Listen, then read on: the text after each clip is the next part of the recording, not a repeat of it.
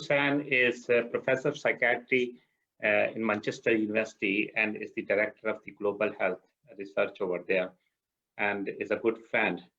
And as I always say, he is one of those people who have raised the make us proud in Pakistan, in UK. That's just something which I say not only here but everywhere.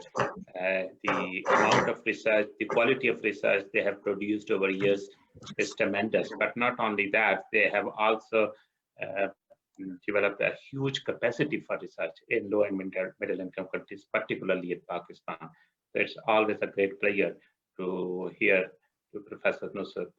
Over to you, Professor Nusrat. Thank you very much for the introduction, Said, and a very interesting talk. I was not able to find the how to raise the hand to ask a question. Maybe I can do that later on. Can I please have my slides?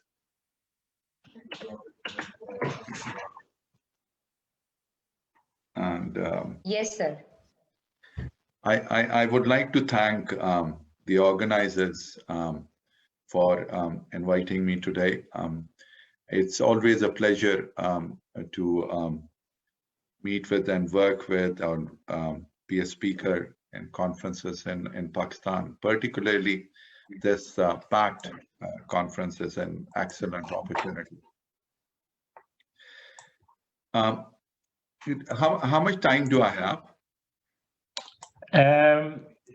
18 minutes. I'll make sure I'm with time. Today, building from Professor Said Farouk's presentation, he talks about interventions, and he talks about CBT. And these are, and if you look at the context of, say, diabetes, these are complex interventions with a number of components. So I would say my experience of culturally adapting interventions for British South Asian population in particular here in the UK, and adapting interventions for Pakistan. One of the things working with colleagues, I've noticed it that we do not really follow a framework for developing interventions. I've done things like if CBT, Jeannie Miranda's CBT, group CBT has worked with Spanish population in US. I borrowed the manual, I made some adaptations, and I did a trial without a full understanding of the context, the components. So I'm gradually becoming more and more aware of this Medical Research Council framework for developing complex interventions. So I'm going to talk about a project which we are quite proud of.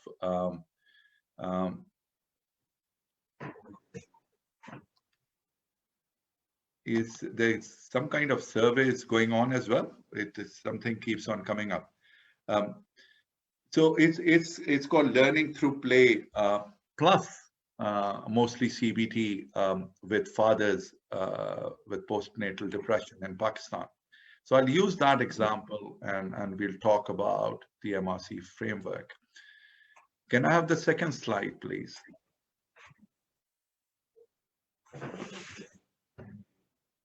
So it's my declaration. I've been a trustee of Pakistan Institute of Living and Learning. You can see the logo there. I've been a trustee with Abbasin Foundation and Lancashire Mind.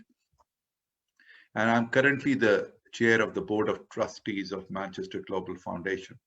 I'm also a member of Executive Committee of the Academic Psychiatry Faculty at the Royal College of Psychiatrists and I've received honorarium and travel grants from various pharmaceutical industries. Next slide, please. So this MRC framework, to my understanding, came out first in year 2000. It was further developed and updated in 2006. And recently, it has been updated in 2019. It's mainly focused on randomized controlled trials, but recently they're wanting to become, with this recent update,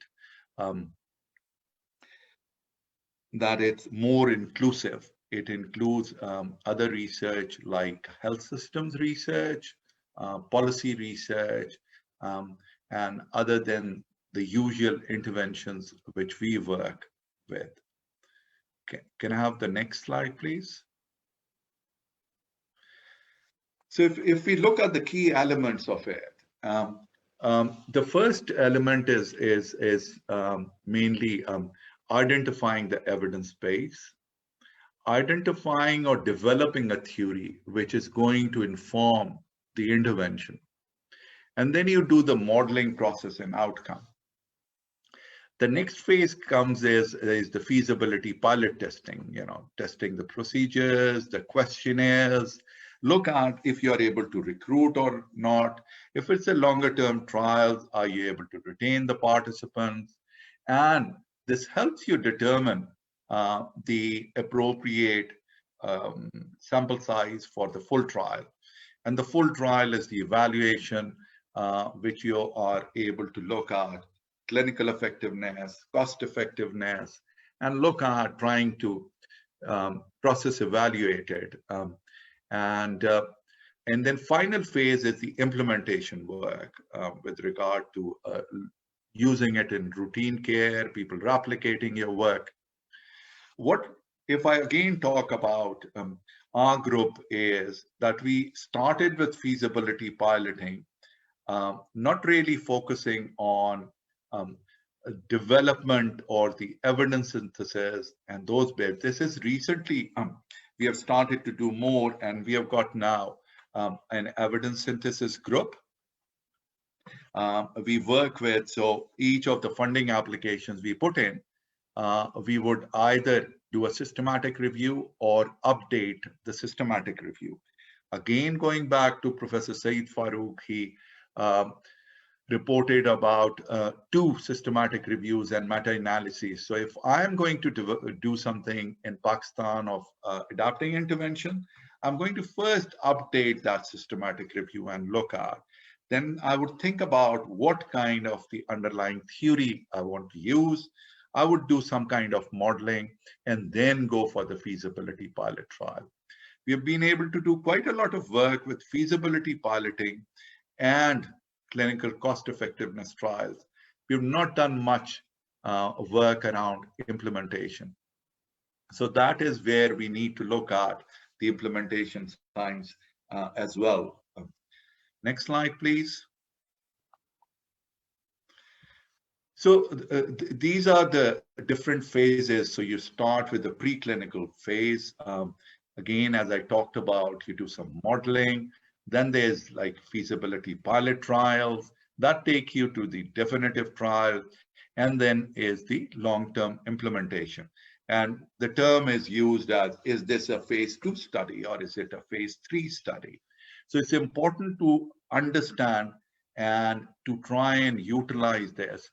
I do get quite a lot of interest from Pakistan with regard to PhDs and postdoc students. And that is again, I find is there quite a bit of work around this exploratory feasibility pilot work of, they also bring in qualitative work on mixed method studies, but very little around modeling and the theories behind the interventions they want to develop and test. Next one, please. So using the example of our work, Learning Through Play Plus, Learning Through Play Plus work started with us looking at depression.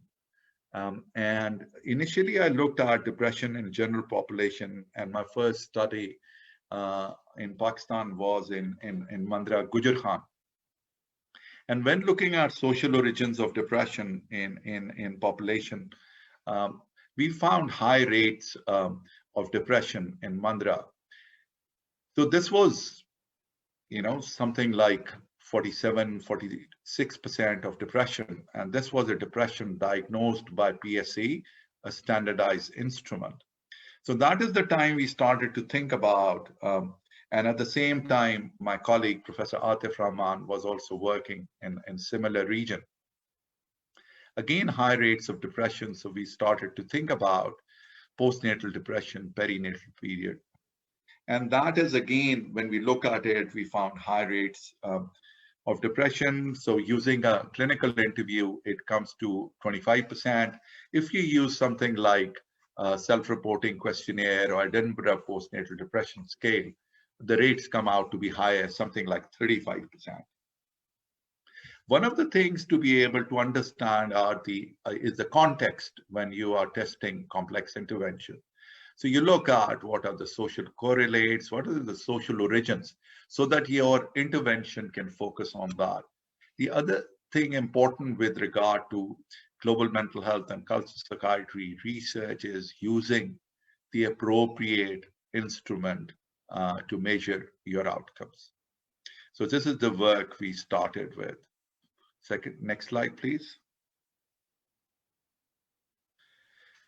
I would not go into the detail of this Goodman and Gottlieb model but it's important to understand the theoretical basis of what is involved, how is this parent-child interaction would lead to increased vulnerability in the children. So that is important if you want to develop interventions which are for a diet, where you want to improve outcomes both in the parent and the child. So this is the theoretical basis which we use for the interventions which we test, parenting interventions. Next slide, please. Now looking at the outcomes for the child. And so the Learning Through Play Plus is based on it is a simple calendar, very pictorial. It was developed by a Canadian psychologist while she was in Nigeria, and that is where it's been developed from. It is offered as routine care by Public Health Toronto, and we have been using it quite a lot. I'm sure many of you would be familiar with John Bowlby's theory of attachment about secure and insecure attachments, which leads to our even as an adult attachment styles and our whole personality. And I think the whole life course is determined by what are called the critical time period of the first 1,000 days in particular. The other thing I think is very important for us, particularly in Pakistan, we are a young population. So it's important to know that 50% of mental health disorders have an onset before the age of 14, and 75% disorders have an onset before the age of 25. So really important to focus on this area. Next slide, please. This is the evidence which we were producing within Pakistan and looking at how to inform this further work with dads. So these are some of the trials which we did. When we initially used the Learning Through Play, it did not reduce depression in mothers. And that is why LTP we integrated first with Thinking Healthy program, which is CBT informed by Professor Atif Rahman. So we integrated it and we called it LTP Plus. And that is the intervention which we have been using.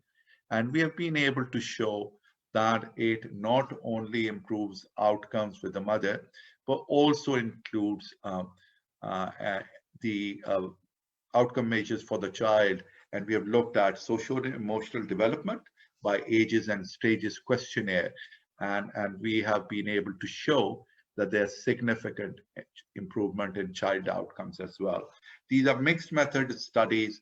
I've got great respect for qualitative research. I'm not a qualitative researcher myself, but it really adds great value to the work. Next slide, please. So this is what used to happen is we would run these groups for women learning through play plus. And the way we had engaged with the community is we would not talk about the mother's depression. We talked about how stress levels can have an impact on the child, and this intervention can improve the outcomes for the child.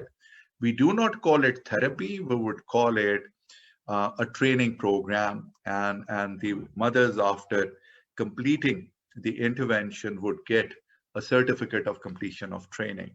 We are able to engage in the sense of why problem solving is important. We use terms like making a mountain of the mole, like Rai ka pahad bana lena. So those are the kind of things we are able to use to engage with the population. So the men used to come and stand outside where the groups were running, and they would ask us, what's happening, what's going on. Then one day, some of them said, if it's so important for the child, why would you not run these groups for us? And that is when then, because there was such a lot of interest, we initially did a case series or a pre-post feasibility study. And we looked at the instruments. Can we use EPDS in men? And we also looked at the Hamilton Depression Rating Scales, health-related quality of life. They were significant, though you cannot make out anything without a control group and all, but there was reduction in scores in depression and improvement in quality of life. Many of these people work as daily wages. So it was important to look at the disability. That's why we use brief disability questionnaire. So the days lost at work were also reduced. Can we go to the next slide, please? So this is the publication, just saying of, it shows also the manual cover page, what it looks like. I think I've got probably 2-3 minutes left. Let's go to the next slide one, please.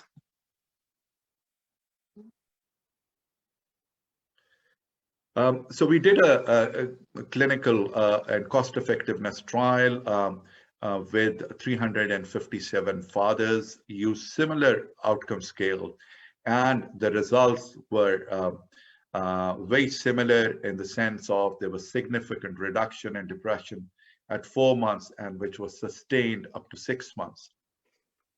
One of the things which we did is we also looked at violence in the house without talking about domestic violence.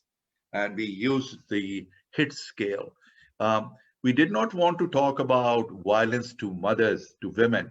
We talked about violence in general, how there's so much violence in our society. And we talked about the impact on the child, about trauma, that even when we're screaming, shouting, and those bits.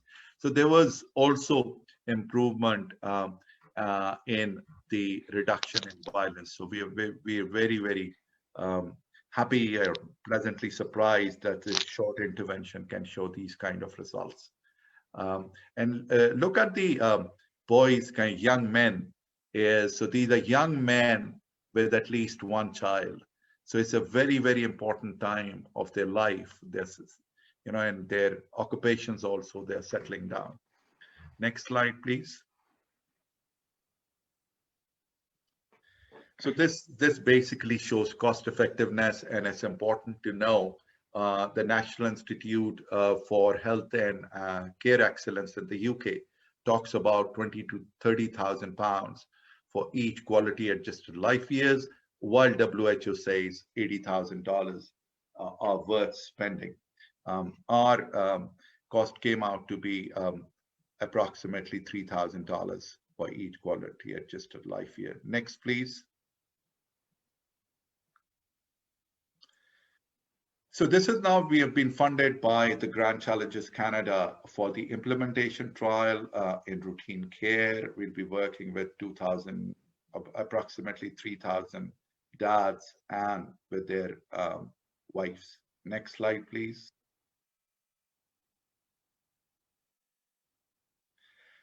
We were able to, working with Mr. Riaz Fatiana, who was the Parliament lead for the Sustainable Development Goal, fortunately with a psychology background, has been greatly supportive of our work. With him, we are trying to draft the mental health policy for Pakistan, inshallah. And the President of Pakistan kindly hosted the Mental Health Summit at the President House.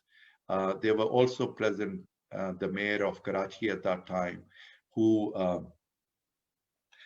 supported this program about and is instrumental in us getting the funding from Grand Challenges Canada to implement it in routine care in the city of Karachi.